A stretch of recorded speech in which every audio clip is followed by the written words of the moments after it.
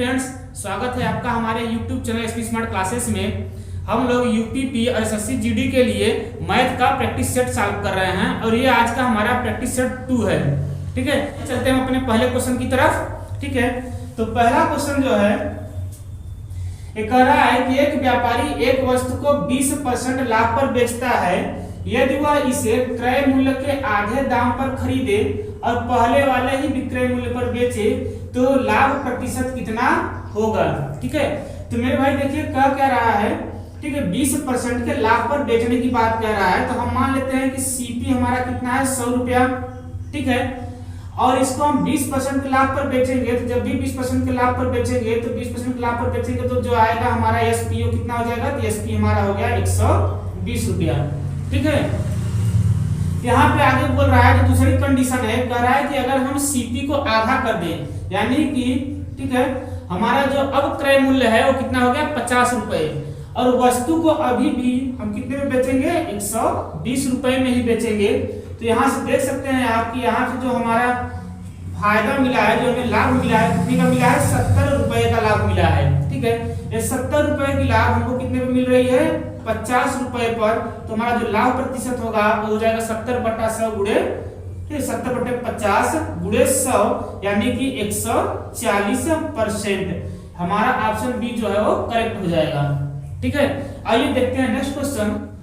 Next question कह रहा है कि एक घनाकार डिब्बा है जिसकी लंबाई, चौड़ाई और ऊंचाई जो है वो क्रमशः 18 सेंटीमीटर, 12 सेंटीमीटर और 10 सेंटीमीटर है। तो हमें इसका संपूर्ण पृष्ठीय क्षेत्रफल पूछा है। ठीक है, तो जो घनाकार डिब्बा है यानी कि जो घनाभ है, घनाभ का ठीक है ना पृष्ठीय क्षेत्रफल जो होता है, घनाभ का पृष्ठीय क्षेत्रफल जो है वो होता है 2 ब्रैकेट में L into b, b into h और एच इंटू एल का सम होता है, यानी कि लंबाई गुणे चौड़ाई प्लस चौड़ाई गुणे ऊंचाई और प्लस ऊंचाई गुणे लंबाई होता है। ठीक है, तो अब यहाँ पे इनकी वैल्यू रखें, तो यहाँ पे देखिए लंबाई हमारा कितना दिया है 18 और चौड़ाई कितना है, बी की वैल्यू कितनी है, बी हो गया 12। ठीक है, यहाँ पर 12 गुणे हाइट कितनी है, हाइट है 10। ठीक है, तो यहाँ पे भी हमारा कितना हो जाएगा 10 और गुणे लंबाई कितना दिया है, लंबाई 18 दिया है। ठीक है, सॉल्व करेंगे इसको आगे, तो ये हो जाएगा 216, 120 और 180। ठीक है, 180 120 300 पूरा मिला के हो जाएगा 2 गुणे 5 16। ठीक है ना, 2 गुणे 516 हो जाएगा। इसको सॉल्व करेंगे तो आ जाएगा हमारा 1032 और सब कुछ में है, सबका सब सेंटीमीटर में है तो सेंटीमीटर स्क्वायर। ठीक है, यानी ऑप्शन सी जो है वो हमारा करेक्ट हो जाता है। ठीक है, तो चलिए नेक्स्ट क्वेश्चन देखते हैं। अगला क्वेश्चन कह रहा है कि अंकित मूल्य का 20% क्रय मूल्य के 50% के बराबर है। यदि कोई बट्टा यानी कोई छूट न दिया जाए तो लाभ प्रतिशत क्या होगा। ठीक है, तो इसमें देखिए क्या कह रहा है कि जो अंकित मूल्य है यानी कि मार्क प्राइस, ठीक है ना, मार्क प्राइस का 20%, मार्क प्राइस का 20% जो है वो कहा जा रहा है कि हमारे क्रय मूल्य के 50% के बराबर है, यानी कि सीपी का 50%। ठीक है, तो इसको सॉल्व करेंगे तो यहां से आएगा मार्क और सीपी, ठीक है ना, इन दोनों का जो रेशियो आएगा वो आ जाएगा 5:2 का। ठीक है ना, 5 संबंधे 2 का रेशियो मिला। इसका मतलब है कि अगर हम ये बात कहें कि हमारा जो मार्क प्राइस है, अंकित मूल्य 5 रुपया है, तो क्रय मूल्य कितना रुपया है, क्रय मूल्य हमारा 2 रुपया है। तो मेरे प्यारे भाई इसमें कह रहा है कि अगर हम कोई बट्टा ही ना दे, मतलब कोई छूट न दे, तो जब कोई छूट नहीं दिया जा रहा होगा तो इसका मतलब है कि वस्तु को अंकित मूल्य पर ही बेचा जा रहा है। ठीक है, यानी वस्तु को 5 रुपए पर बेचा जा रहा है।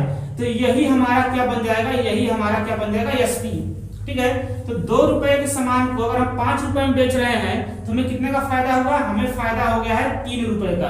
ठीक है ना, 3 रुपए का फायदा हुआ है कितने पर, तो 2 रुपए पर। ठीक है, इंटू कितना 100, इसको सॉल्व करेंगे तो कितना आ जाएगा 150%, यानी कि ठीक है ना 150% का क्या होगा, 150% का फायदा होगा अगर कोई पट्टा नहीं दिया जा रहा है तो। ठीक है, तो इसका करेक्ट आंसर जो होगा वो ऑप्शन सी यानी कि 150%। ठीक है, चलते हैं नेक्स्ट क्वेश्चन। नेक्स्ट क्वेश्चन कह रहा है कि ए किसी कार्य को 9 दिन में पूरा करता है। ठीक है, ए कितने दिन में कर रहा है, 9 दिन में कर रहा है। और बी जो है ए से 80% अधिक कुशल है, ठीक है, यानी कि बी की जो क्षमता है वो ए की क्षमता से 80% ज्यादा है। तो भाई यहाँ पे देखिए जो 80% है, तो 80% का फ्रैक्शन वैल्यू कितना है, 4/5, यानी कि अगर हम बात करें तो ये जो नीचे लिखा है 5 लिखा है, ये ए की एफिशिएंसी है, ठीक है ना, यानी ए अगर एक दिन में 5 काम करेगा तो बी कितना करेगा, 4 ज्यादा काम करेगा, यानी कि बी एक दिन में 9 काम करेगा, ठीक है। मेरे प्यारे भाई हम यहाँ पर इनकी अलग अलग क्षमताओं को लिख लेते हैं। तो पहले ये हमारा क्षमता हो जाता है ए का, तो ए का क्षमता हमने कितना देखा, 5 है, तो बी का क्षमता क्या कर रहा है, बी का क्षमता ए से कितना ज्यादा है, 4 ज्यादा है, तो यानी कितना हो जाएगा, 9 हो जाएगा, ठीक है। अब कह रहा है कि अगर ए एक दिन में 5 काम कर रहा है तो 9 दिन में ए कितना काम करेगा, तो 9 दिन में जो ए है वो पूरा का पूरा 45 काम कर लेगा, ठीक है ना। और इस 45 काम को हमें किससे करवाना है, ये 45 काम ए और बी मिलकर करेंगे, ठीक है ना। तो ए और बी अगर मिल जाए तो ए और बी की क्षमता कितनी हो जाएगी, तो यहाँ पे 9 और 5 जोड़ के कितना मिला, 14, यानी ए और बी एक दिन में 14 काम कर सकते हैं, ठीक है। तो अगर एक 14 काम करेंगे एक दिन में, तो 45 काम कितने दिन में करेंगे, तो 45 काम करेंगे, ठीक है ना, 45/14, यानी कि ये हो जाएगा हमारा 45 ठीक है ना 14 डेज। इतने दिनों में लोग क्या करेंगे, ठीक है ना, दोनों मिलकर काम करेंगे, यानी हमारा ऑप्शन डी जो है वो क्या जाता है, करेक्ट हो जाता है, ठीक है। तो चलिए नेक्स्ट क्वेश्चन की तरफ चलते हैं। नेक्स्ट क्वेश्चन कह रहा है यदि सभी बिंदु डी ई एफ ओ केंद्र वाले एक वृत्त की परिधि पर स्थित हैं और यदि कोण डी ई एफ 48 है तो डी ओ एफ का संभावित मान कितना होगा, ठीक है। तो चलिए पहले फिगर बनाते हैं। हम ले लेते हैं एक वृत्त ले लेते हैं, ठीक है, एक वृत्त लेते हैं। ये वृत्त हो गया है जिसका केंद्र क्या है, जिसका केंद्र O है, ठीक है, इसका केंद्र हम O मान लेते हैं, ठीक है, ये इसका केंद्र हो गया है। इसमें कह रहा है कि 3 बिंदु दिया है, एक बिंदु हमारा D हो गया है, एक बिंदु हम E मान लेते हैं और दूसरा बिंदु हम क्या मान लेते हैं, F मान लेते हैं, ठीक है ना। तो हम इस तरीके से इसको मिला सकते हैं। और ये कहा है कि जो D E F है, D E और F, जो DEF है तो DEF में जो ये वाला कोण दिया है E कितना है, ये 48 है। तो मेरे प्यारे भाई हमसे पूछा है, ठीक है ना, ये जो है DO और F वाला कोण ये कितना हो जाएगा। तो आपको पता है कि वृत्त में जो है अगर वृत्त की किसी चाप द्वारा उसके परिधि पर कोण बनाया जाए, ठीक है ना, देखिए यहाँ से वृत्त का एक चाप ले लिए, ये DF, इसके द्वारा हमने कहाँ बनाया है, इसके द्वारा हमने परिधि पे बनाया है, एक कोण बनाया है, और इसी चाप से हमने कहाँ पे बनाया है, इसी चाप से हमने केंद्र पर बनाया है। तो केंद्र पर जो कोण बनेगा वो जो परिधि पर बना होगा इसका दोगुना होगा, ठीक है ना। तो ये 48 का दोगुना कितना हो जाएगा, 96, ठीक है ना, डिग्री हो जाएगा, यानी कि हमारा ऑप्शन बी क्या हो जाता है, करेक्ट हो जाता है, ठीक है। ये थ्योरम होता है कि अगर कोई वृत्त है, ठीक है ना, तो उस वृत्त के किसी चाप द्वारा वृत्त के एक ही ओर अगर परिधि पर कोण बने, ठीक है ना, तो उस कोण का दोगुना जो होगा केंद्र पर बनेगा, ठीक है। तो चलिए चलते हैं नेक्स्ट क्वेश्चन की तरफ। नेक्स्ट क्वेश्चन कह रहा है कि यदि ब्याज की गणना अर्धवार्षिक चक्रवृद्धि ब्याज के आधार पर की जाए, ठीक है ना, तो 8,000 रुपए की राशि 20% वार्षिक दर से 1 वर्ष का चक्रवृद्धि ब्याज ज्ञात करें, ठीक। तो मेरे प्यारे भाई इसमें देखिए चक्रवृद्धि ब्याज अर्धवार्षिक रूप से कहा जा रहा है। अर्धवार्षिक रूप से जब भी कहेगा तो जो हमारा रेट है वो क्या हो जाता है, रेट हमारा आधा हो जाएगा, इस चीज को आप ध्यान रखिएगा। तो रेट कितना हो गया, रेट हो गया है हमारा, ठीक है ना, 10%। और बात करें जब वर्ष की, तो जब हमको 6 महीना पर देना होगा, अर्धवार्षिक का मतलब कि 6 महीना पर हमें ब्याज देना है। तो 1 साल में कितनी बार ब्याज देंगे, तो 1 साल में हम ब्याज देंगे 2 बार, ठीक है। तो हमें कितनी बार देना पड़ जाएगा, 2 बार ब्याज देना पड़ जाएगा, ठीक है। तो यहाँ पर देखते हैं कि अगर 10% के दर से, ठीक है ना, 10% के दर से हम 2 बार ब्याज देंगे, तो पहले साल के लिए 10%, दूसरे साल के लिए भी 10%। और आप जानते हैं कि चक्रवृद्धि ब्याज जो होता है ब्याज के ऊपर भी ब्याज लगता है, तो जो है ठीक है ना, इस 10% पे भी 10% का लगेगा ब्याज हमको, ठीक है ना। तो इस प्रकार से पूरा का पूरा हमको 21% का ब्याज देना पड़ेगा, ठीक है ना, 10% के हिसाब से 2 साल में। तो मेरे प्यारे भाई इसमें जो है धनराशि कितनी है, धनराशि 8000। तो 8000 रुपए पर हमने कितना ब्याज दिया है, तो हमने कुल ब्याज दिया है 21% का, ठीक है। यानी 8000 गुणे कितना हो जाएगा 21 बटा के 100, आज सॉल्व करते हैं, ठीक है। तो 21 168 और 0, यानी कि हमारा कितना हो जाएगा, ऑप्शन बी जो है वो करेक्ट हो जाएगा, 1680 रुपया करेक्ट ऑप्शन है इसका, ठीक है। आइए देखते हैं नेक्स्ट क्वेश्चन। नेक्स्ट क्वेश्चन कह रहा है कि एक टेबल को 1596 रुपए में बेचने पर आरओ को 24% की हानि होती है, ठीक है। मेरे प्यारे भाई इसमें देखिएगा आपको कह रहा है कि 24% की हानि होती है, यानी वस्तु कितने में बिक गई है, वस्तु जो है वो 76 रुपीज में बिका है, यानी कि 76% पर ही बिक गया है। तो जो 76% में बिका, तो 76% पे वस्तु को बिका, और यही बात तो कह रहा है कि 76% किसके बराबर है, 1596 के बराबर है। तो ये कटेगा 19 से, तो 19 से 4 बार में कटेगा 1976, इसको काटेंगे तो 19 152 और 1976, ठीक है।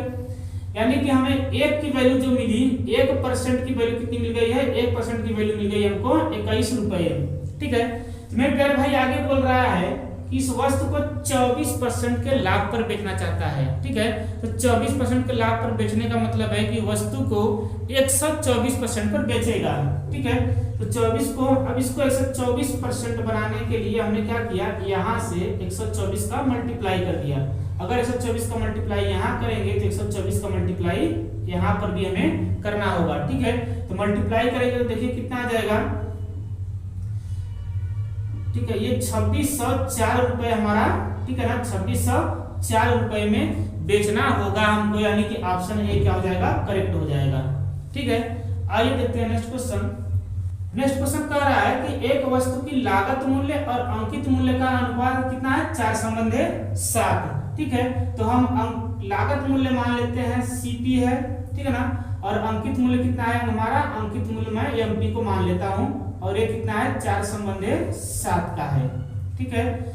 और इसमें देखिए आगे क्या कर रहा है, कर रहा है अंकित मूल्य पर 20% की छूट दी जा रही है। मेरे प्यारे भाई कैलकुलेशन को आसान बनाने के लिए हम मान लेते हैं कि जो हमारा सीपी था वो 40 और जो एमपी वो कितना हो गया है 70, ठीक है ना। इस प्रकार से आप देख सकते होंगे तो इसमें जो है अनुपात पर कोई प्रभाव नहीं पड़ा है, ठीक है। कह रहा है कि हम अंकित मूल्य पर 20% की छूट दे रहे हैं, इसका मतलब है कि वस्तु को हमने 80% पर बेच दिया है, ठीक है ना। तो अंकित मूल्य पर हमने 20% का छूट दिया, मतलब वस्तु को हमने 80% पर बेचा है, ठीक है। तो इसकी वैल्यू कितनी हो जाएगी, इसकी वैल्यू हो जाएगी 56, ठीक है ना। और ये 56 हमारा क्या आ गया है, 56 आ गया है हमारा एसपी आ गया है, यानी विक्रय मूल्य। मेरे प्यारे भाई आप यहाँ पर देखिए कि वस्तु जो है वो कितने की है, 40 की, बिकी कितनी में है 56 की। तो हमें फायदा कितना हुआ, तो हमें जो लाभ हुआ है, लाभ हुआ है कितने का, 16 यूनिट का, 16 इकाई का हमको क्या हो गया है, लाभ हो गया है। लेकिन हमारे क्वेश्चन में क्या कह रहा है कि दुकानदार ने 80 रुपए लाभ कमाया, यानी कि जो 16 है इसकी वैल्यू कितना दे रखा है, 16 की वैल्यू 80 दे रखा है, ठीक है ना। तो हम यहाँ से 1 की वैल्यू निकाल लेते हैं, 1 की वैल्यू हमारी कितनी आ जाएगी, 5 आ जाएगी, ठीक है। हमसे पूछा है लागत मूल्य, तो मेरे प्यारे भाई लागत मूल्य कितना है, लागत मूल्य है हमारा 40 यूनिट। तो 40 यूनिट की वैल्यू, ठीक है ना, 40 यूनिट का जो मान है वो कितना हो जाएगा, 5 × 40, यानी कि 200 हमारा करेक्ट आंसर हुआ, ठीक है। तो चलते हैं नेक्स्ट क्वेश्चन पर। नेक्स्ट क्वेश्चन कह रहा है किसी धनराशि पर 8% वार्षिक ब्याज की दर से 2 वर्ष में प्राप्त साधारण ब्याज और वार्षिक रूप से चक्रवृद्धि होने वाले, है ना, चक्रवृद्धि ब्याज के बीच का अंतर कितना है, 16.80 है, ठीक है ना। तो वह राशि ज्ञात करो, ठीक है। मेरे प्यारे भाई देखिए यहाँ पे जो दर है वो कितना है, 8% है, और कितने साल के लिए दिया जा रहा है, तो 2 साल के लिए दिया जा रहा है, ठीक है। ये अंतर वाला सवाल हमसे पूछा है, तो आपको ये पता होगा कि 2 साल के लिए अगर हम साधारण ब्याज पर कोई पैसा दे रहे होंगे तो उसमें जो ब्याज है, ठीक है ना, वो हर साल बराबर होता है, ठीक है। लेकिन चक्रवृद्धि में क्या होता है कि चक्रवृद्धि में पहला साल तो ठीक रहता है, अगले साल क्या होता है कि ब्याज के ऊपर भी ब्याज लगना शुरू हो जाता है। ठीक है, तो देखते हैं कि ठीक ना, जो ये 2 साल में साधारण ब्याज हो रहा है, 2 वर्ष में जो हमको ब्याज प्राप्त हो रहा है, एक्चुअली में वो किस रेट पर प्राप्त होगा हम उसको देख लेते हैं। तो साधारण ब्याज के लिए अगर देखा जाए तो 8% पहले साल और 8% दूसरे साल, तो कुल मिलाकर कितना हो गया है, कुल मिलाकर 16% यहाँ पे होगा साधारण ब्याज। ठीक है ना, और यही बात अगर हम सीआई के लिए बात कर ले, यानी कि चक्रवृद्धि ब्याज के लिए, मेरे प्यारे भाई 8% तो पहले साल देगा।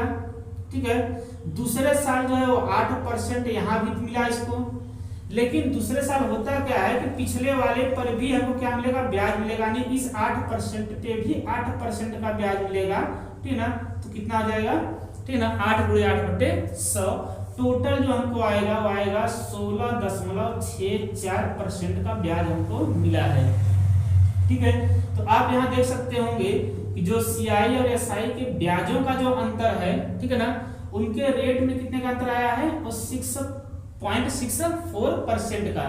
ठीक है ना, ये 0.64% का अंतर आने की वजह से ही जो ब्याज आया है हमारा 16 रुपया 80 पैसा, जो डिफरेंस आया है इसी की वजह से आया है। तो हम कह सकते हैं कि ये जो है 0.64% का अंतर आया है। यही 0.64% जो है ये 16.80 के बराबर है। दशमलव इधर भी है, दशमलव इधर भी है, 2 स्थान पे कट जाएंगे। सॉल्व करते हैं, ठीक है ना, तो यहाँ 16 से काटेंगे तो 4% है, 4% की जो वैल्यू आएगी किसके बराबर आ जाएगी, 105 की। ठीक है, हमारा धनराशि कितना है, हमारा धनराशि है 100%, यानी कि 4% को 100% बनाएंगे तो हमको 25 से गुणा करना पड़ेगा। तो इसको भी हमें 25 से क्या करना पड़ेगा, गुणा करना पड़ेगा। इसको सॉल्व करेंगे तो 25 पंचे 125, ठीक है ना, 12 25 का 25 26, 2625 रुपया जो है वो हमारा, ठीक ना, करेक्ट आंसर हुआ। यानी कि जो राशि थी वो कितनी थी, 2625 रुपए थी। ठीक है, तो चलते हैं नेक्स्ट क्वेश्चन पर। तो चलते हैं अपने नेक्स्ट क्वेश्चन पर। नेक्स्ट क्वेश्चन कह रहा है, अनिल अपने ग्राहक को एक टी शर्ट पर 15% की छूट देता है, ठीक है ना, और उस पर भी उसे 25% का लाभ होता है। ठीक है, तो मेरे प्यारे भाई हमें कहेंगे कि अगर हमारा एमपी यानी कि अंकित प्राइस हम मान लेते हैं एमपी है, ठीक है, इस पर 15% का छूट दिया, इसका मतलब है कि वस्तु को हमने कितने बेच दिया है, 85% पर हमने वस्तु को बेच दिया है। ठीक है ना, लेकिन दोबारा एक ही बात कह रहा है कि उस वस्तु को, ठीक है ना, बेचने पर हमें कितने का लाभ हुआ है, 25% का लाभ हुआ है। इसका मतलब है कि अगर मैं सीपी मान लूं, वस्तु का क्रय मूल्य सीपी है और इसमें 25% का फायदा हुआ है, तो इसका मतलब यह है कि वस्तु 125% में बिक गई होगी। ठीक है, तो ये दोनों बातें क्या हो गई, आपस में बराबर हो गई हैं। ठीक है, तो एमपी और सीपी का जो है हम अनुपात लेते हैं, तो एमपी और सीपी का अनुपात हमारा जो आएगा ये हो जाएगा 125/85, यानी कि 25/17। ठीक है, यानी क्रय मूल्य हमारा कितना हो जाएगा, क्रय मूल्य जो है हमारा 17 रुपया है और मार्क प्राइस कितनी है, 25 रुपया। तो मेरे प्यारे भाई इसमें देखिए क्या बोल रहा है आगे, ठीक है ना, इसमें कहा है कि अंकित मूल्य कितना है हमारा, 500 रुपया है। अंकित मूल्य 500 रुपया है और यहाँ पे आप देख रहे हैं कि अंकित मूल्य कितना है, 25। तो अगर हम इसमें 20 से गुणा कर देंगे तो हमारा अंकित मूल्य बन जाएगा। ठीक है, तो इसमें हम क्या कर रहे हैं, इसमें हम 20 से मल्टीप्लाई कर देंगे तो हमारा अंकित मूल्य कितना आ गया, देखिए 500 हमारा क्या हो गया, 500 रुपया हमारा अंकित मूल्य। ठीक है, तो अगर यहाँ 20 से मल्टीप्लाई करेंगे तो यहाँ भी 20 से मल्टीप्लाई करना होगा, यानी कि हमारा जो लागत हो जाएगा, लागत कितना हो जाएगा, 340 रुपया। यही हमारा करेक्ट आंसर होगा, 340 रुपया। ठीक है, चलिए नेक्स्ट क्वेश्चन देखते हैं। इसमें कह रहा है कि 2 व्यवसाय हैं, एक ए है और एक बी है। इन लोगों ने 14 संबंधी 15 के अनुपात में अपनी राशि को निवेश किया है। ठीक है, तो यहाँ हम लेते हैं ए और इसको मान लेते हैं बी। इसने कितना किया है, इनकी निवेशित राशि जो है 14 संबंधी 15 के अनुपात में है। ठीक है, इनके द्वारा निवेश किया गया जो राशि है वो 14 संबंधी 15 की अनुपात में है। ठीक है, आगे कह रहा है यदि उनके लाभों का अनुपात 2/5 हो और ए ने 3 माह के लिए राशि निवेश की हो, तो बी द्वारा निवेश की गई राशि कितनी अवधि के लिए थी। ठीक है, तो यहाँ देखिए, यहाँ पे कह रहा है कि ए ने कितने साल निवेश किया, 3 माह तक निवेश किया है। ठीक है, मेरे प्यारे भाई देखिएगा, जो शेयर वाला सवाल होता है पार्टनरशिप का, इसमें जो लाभ होता है, ठीक है ना, वो जो लाभ है जो प्रॉफिट आती है वो जितना ये लोग पैसा इन्वेस्ट करेंगे, इन्वेस्टमेंट और जितने समय के लिए इन्वेस्ट करेंगे, ठीक है ना, इन दोनों के प्रोडक्ट के अनुपात होते हैं। ठीक है, तो देखिए यहाँ पे कह रहा है कि जो हमारा लाभ आएगा, ठीक, लाभ का जो अनुपात होगा ये समय और निवेशित राशि के गुणनफल के अनुपात में आएगा। तो इसका मल्टीप्लाई करेंगे तो यहाँ कितना आ गया 42, और इसका मल्टीप्लाई यहाँ कुछ है ही नहीं। ठीक है, लेकिन एक चीज हमें दे रखा है, अगर आप ध्यान से देखें तो यहाँ कह रहा है कि जो लाभ का अनुपात है एक्चुअल में कितना है, 2 संबंध 5। तो मेरे प्यारे भाई यहाँ पर देखिए, ठीक है ना, तो ये यहाँ पर 21 गुना है, 2 का 21 गुना है 42, तो 5 का भी यहाँ पे 21 गुना ही आएगा। ठीक है ना, 5 का 21 गुना करेंगे तो कितना मिलेगा, 5 का 21 गुना करने पर हमको मिलेगा 105। ठीक है, तो 105 आया है। ठीक है, तो इसको बनाने के लिए यानी कि 7 माह तक जो है उसने निवेश किया होगा, 15 सत्ते 105, यही 7 माह तक बी ने निवेश किया है, यानी कि हमारा ऑप्शन जो है ए करेक्ट हो जाता है। ठीक है, आइए चलते हैं नेक्स्ट क्वेश्चन पे। नेक्स्ट क्वेश्चन कह रहा है कि किसी कक्षा के 7 छात्रों का वजन जो है, ठीक है ना, वो इस तरीके से दे रखा है। ठीक है, हमसे इनका औसत पूछा है। ठीक है, तो औसत हम यहाँ पे 2 तरह से निकाल सकते हैं। ठीक है, एक तो ये है कि जो औसत का फार्मूला है कि आप पूरे को जोड़िए, जोड़ने के बाद जितने लोग हैं उससे क्या कर दीजिए, डिवाइड कर दीजिए, तो आपको औसत मिल जाएगा। ठीक है, लेकिन हम यहाँ पे उस नियम को फॉलो नहीं करेंगे, हम यहाँ पे लगाएंगे डेविएशन का मेथड। ठीक है, डेविएशन के मेथड में हम क्या करते हैं कि हम अपने मान से एक नंबर मान लेते हैं। ठीक है, तो हम मानते हैं कि जो हमारा औसत है उसको हमने कितना मान लिया है, 50। ठीक है, औसत को ही हमने क्या मान लिया, 50 मान लिया है।